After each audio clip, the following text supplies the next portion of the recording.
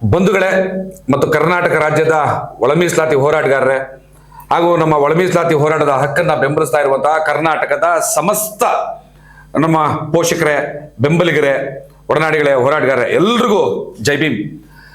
ಇವತ್ತು ಬಹಳ ವಿಶೇಷ.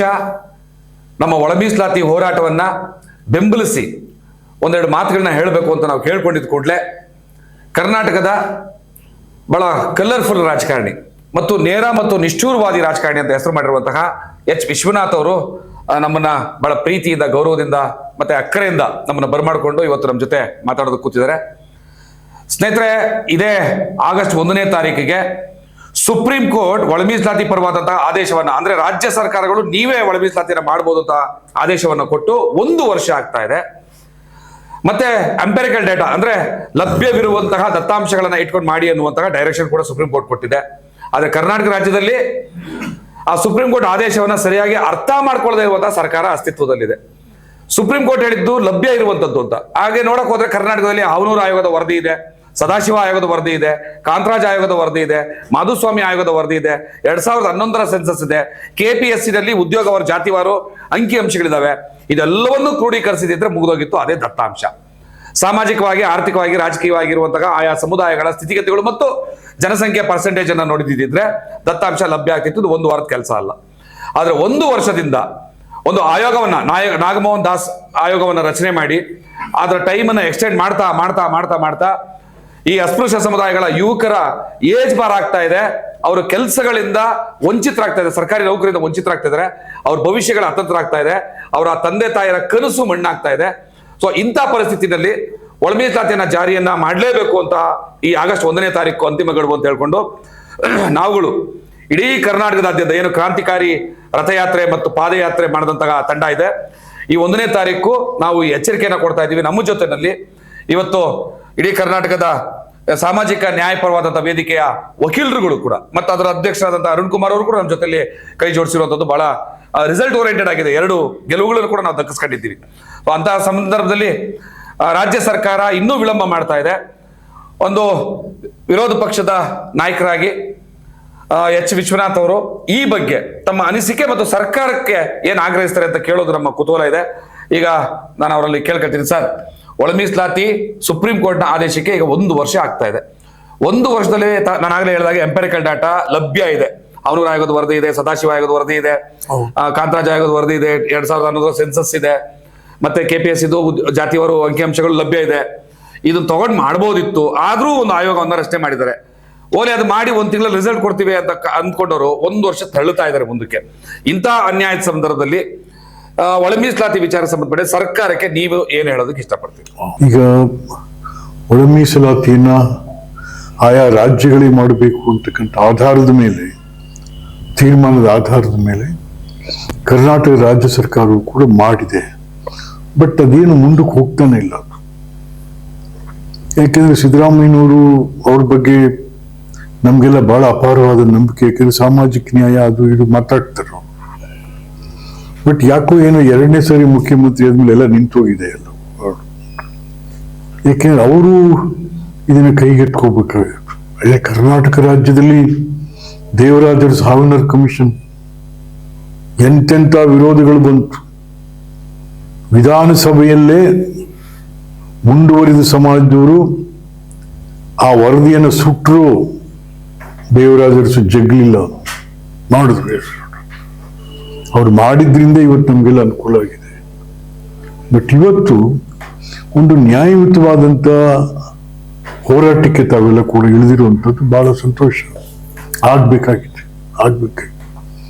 ಯಾಕೆಂತಂದ್ರೆ ನಮ್ಮಲ್ಲೂ ಕೂಡ ಇವಾಗ ವಿದ್ಯಾವಂತರಿದ್ದಾರೆ, ಬುದ್ಧಿವಂತರಿದ್ದಾರೆ, ಲರ್ನೆಟ್ಸ್ ಇದ್ದಾರೆ, ವಿಷಯಗಳ ಬಗ್ಗೆ ಯೋಚನೆ ಮಾಡೋರಿದ್ದಾರೆ, ಅದ್ರ ಬಗ್ಗೆ ಮಾತಾಡುವಂಥ ಜನಗಳಿದ್ದಾರೆ ಇವತ್ತು ಸಮಾಜದಲ್ಲಿ.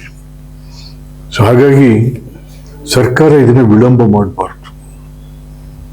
ತಾವು ಈಗ ಡೆಲ್ಲಿ ಚಲೋ ಅಂತ ಹೇಳ್ತಾ ಇದ್ದೀರಿ. 1ನೇ ತಾರೀಕು 1ನೇ ತಾರೀಕು ಒಳಗಾಗಿ, ಬಿಕಾಸ್ ಇದಕ್ಕೆ ಸ್ವಲ್ಪ ಬಿಸಿ ಆಗ್ಬೇಕಿತ್ತು.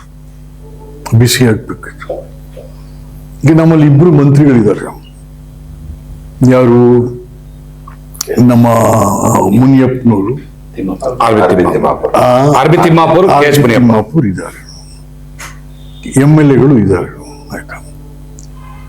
ನಾನು ಇದನ್ನ ಏನಾದರೂ ಕೂಡ ತ್ಯಾಗ ಮಾಡಲೇಬೇಕು.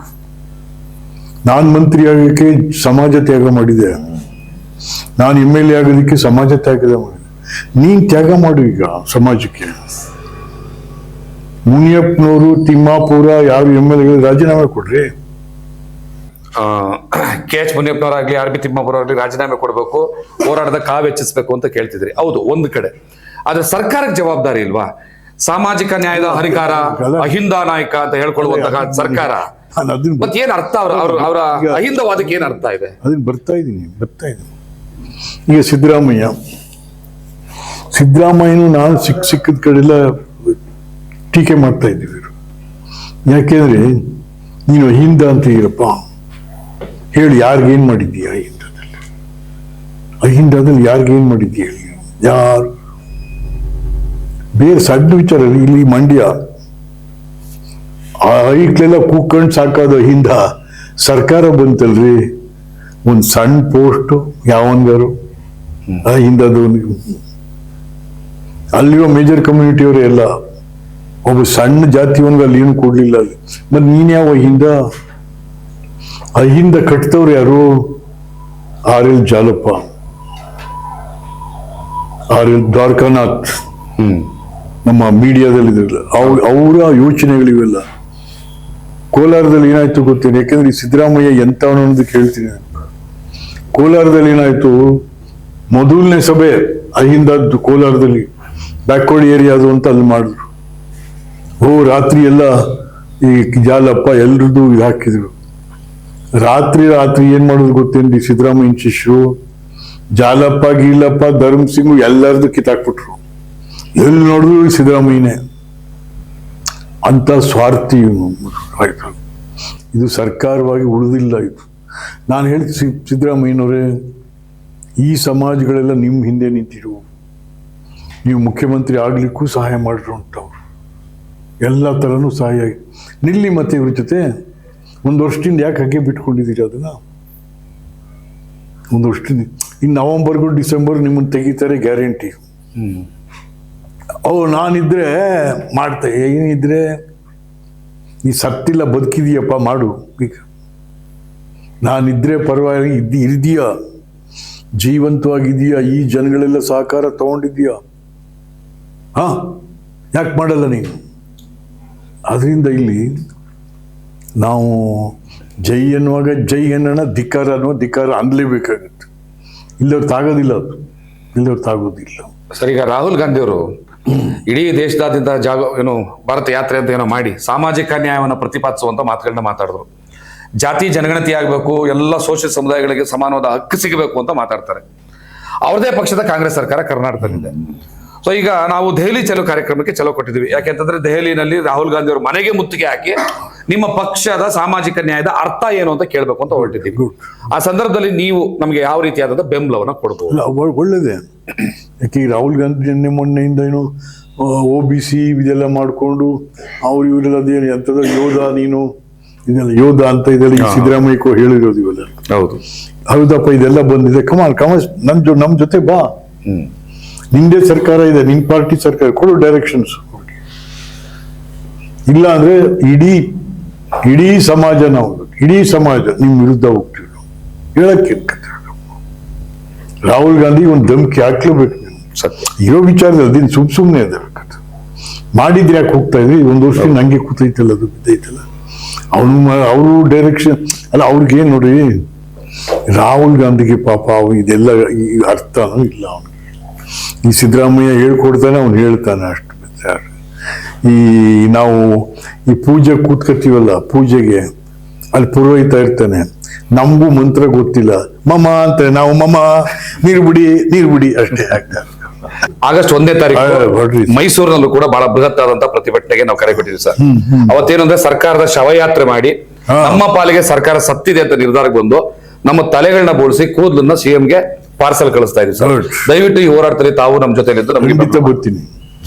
ಖಂಡಿತ ಅಲ್ಲ ರೀ, ನಮ್ಮ ಸಂಪೂರ್ಣ ಸಹಕಾರ ಇದೆ.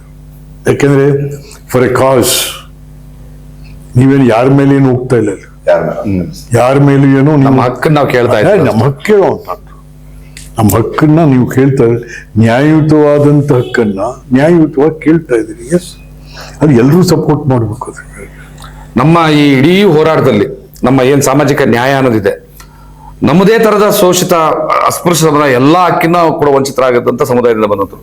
ಇವತ್ತು ಸಮಾಜ ಕಲ್ಯಾಣ ಇಲಾಖೆ ಸಚಿವರು ಎಚ್ ಸಿ ಮಹದೇವಪ್ಪ ಬಹುಶಃ ಬಹಳ ದೊಡ್ಡ ವೈರಿಯಂತೆ ವರ್ತಿಸ್ತಾ ಇದ್ದಾರೆ. ಕೇವಲ ಪಕ್ಷಕ್ಕೋಸ್ಕರ ತನ್ನ ಸಮುದಾಯ ಮತ್ತು ನಮ್ಮ ಸಮುದಾಯ ಎರಡವನ್ನೂ ಕೂಡ ನಾಶ ಮಾಡುವಂತ ಕೆಲಸವನ್ನು ಮಾಡ್ತಾ ಇದ್ದಾರೆ. ಒಳ ಮೀಸಲಾತಿ ಜಾರಿ ಆಗದೆ ಎಲ್ಲ ರಿಕ್ರೂಟ್ಮೆಂಟ್ಗಳನ್ನ ಶುರು ಮಾಡ್ಬಿಟ್ಟಿದ್ರು, ಟ್ರಾನ್ಸ್ಫರ್ಗಳು ಶುರು ಮಾಡ್ಬಿಟ್ಟಿದ್ರು, ಮತ್ತೀಗ ಪ್ರಮೋಷನ್ ಇನ್ನೂ ಶುರು ಮಾಡ್ತಾ ಇದ್ದಾರೆ. ಅವ್ರಿಗೆ ಏನಾದ್ರೂ ಒಂದು ಕಿವಿ ಮಾತು ಹೇಳ್ಬೋದಾ ಸರ್? ಈಗ ಇವೆಲ್ಲ ಗೊಂದಲಗಳಿದಾವೆ, ಅದೆಲ್ಲ ಮುಗಿಯುತ್ತಂಗೆ ಸ್ವಲ್ಪ ತಡೀರಿ. ಏನಂತ ತಡೀರಿ, ಏನದು ಯಾಕೆಂತ ನೀನು ಯಾವತ್ತೋ ಮಾಡ್ತೀಯ, ಯಾಕೆ ಬೇಗ ಇದು ಆಗ್ಬೇಕು ಅದು ಆಗ್ಬೇಕು. ಆಮೇಲೆ ಈ ಮಹಾದೇವಪ್ಪ ಇವೆಲ್ಲ ಬೆಳಗ್ಗೆ ಎದ್ರೆ ಸಂವಿಧಾನ ಎಲ್ಲಪ್ಪ, ಸಂವಿಧಾನ ಏನ್ ಸಂವಿಧಾನ ಅಂದ್ರೇನು? ಎಲ್ಲರನ್ನು ಗೌರವಿಸುವುದೇ ಸಂವಿಧಾನ. ಡಾಕ್ಟರ್ ಬಾಬಾ ಸಾಹೇಬ್ ಅಂಬೇಡ್ಕರ್. ನೀವು ಒಳಗೆ ತೆಗೆದು ಬಿಡ್ತೀಯ ಕೆಲವ್ರನ್ನ. ಬೆಳಗ್ಗೆ ಎದ್ರೆ ಸಂವಿಧಾನ ಆದ್ರಿಂದ ನೀವು ಡೆಲ್ಲಿಗೆ ಹೋಗೋದಕ್ಕೆ ಏನೇನು ನನ್ನ ಸಪೋರ್ಟ್ ಸಂಪೂರ್ಣವಾಗಿ ಬೇಕಾದ್ರೆ ನೀವು ಯಾವ 1ನೇ ತಾರೀಕು ಅಲ್ವಾ, 30ನೇ ತಾರೀಕು ಒಂದು ಅದು ಡೆಲ್ಲಿಗೆ ಹೋಗುವಂತದ್ದು ಆಗಸ್ಟ್ ನಂತರ, ಆಗಸ್ಟ್ ಎಂಡ್ಗೆ. 1ನೇ ತಾರೀಕು ಮೈಸೂರಿನಲ್ಲೂ ಕೂಡ ಇಡೀ ರಾಜ್ಯದಲ್ಲಿ ಮಾಡ್ತಾ ಇದ್ದೀವಿ, ಬೃಹತ್ ಪ್ರತಿಭಟನೆ ನಡೆಯುತ್ತೆ. ಸೊ ಆ ಕಾರ್ಯಕ್ರಮ ತಾವಿರಬೇಕು. ಖಂಡಿತ ಬರ್ತೀವಿ.